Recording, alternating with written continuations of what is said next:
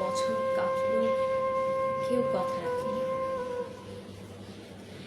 ছেলেবেলায় এক বৈশ্যবিতা রাগমণি গান হঠাৎ থামিয়ে বলেছিল, শুক্লা দ্বাদশীতে পঞ্চমীটুকু শুনিয়ে যাবে। তারপর কবে চন্দ্রভোগ অমাবস্যা চলে গেল, কিন্তু সেই বৈশ্যবি আর এল না। 25 বছর প্রতীক্ষায় আছে। মামাবাড়ির মাঝে নাদের আলী বলেছিল, বড় হও দিদি ঠাকুর, তোমাকে আমি 3 প্রহরের বিল দেখাতে নিয়ে যাব, যেখানে পদ্মফুলের মাথায় সাপ আর ভ্রমর খেলা করে। নাদের আলী, আমি আমি আর কত বড় হব? আমার মাথায় ঘরের ছাদ ভরে আকাশে স্পর্শ করলে তুমি আমায় 3 প্রহরের বিল দেখাবে? একটা রয়্যাল বলেও কিনতে পারিনি কখনো। লাঠি লজেন্স দেখিয়ে দেখিয়ে চুষেছে লস্কর বাড়ির ছেলেরা। ভিখিরির মতো চৌধুরীদের গেটে দাঁড়িয়ে দেখেছি ভেতরে রাজ উৎসব। কত রকম আমোদে হেসেছে,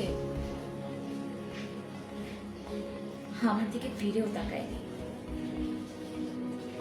বাবা আমার কাজ ছুঁয়ে বলেছিলেন, দেখিস একদিন আমরাও। বাবা এখন অন্ধ।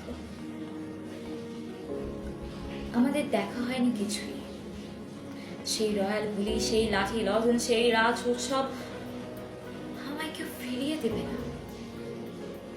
বুকের মধ্যে সুগন্ধির রুমাল রেখে আদিত্য বলেছিল, যেদিন আমায় সত্যিকারের ভালোবাসবে, সেদিন আমার বুকেও এরকম আতরের গন্ধ হবে। ভালোবাসার জন্য আমি হাতের মুঠোয় প্রাণ নিয়েছি, দুরন্ত সারের চোখে বেঁধেছি লাল কাপড়, বিশ্ব সংসার তন্ন তন্ন করে খুঁজে এনেছি 108টা নীল পদ্ম।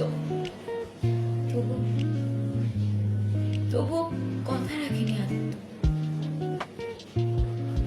কেননা সেই রূপই আমার।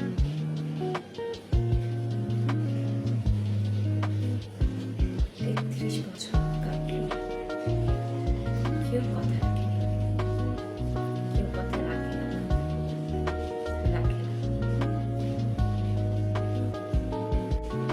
কেউ কথা রাখেনি।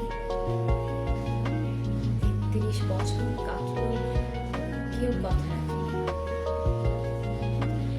ছেলেবেলায় এক বৈশ্যবিতা রাগমণি গান হঠাৎ থামিয়ে বলেছিল, শুক্লা দ্বাদশীতে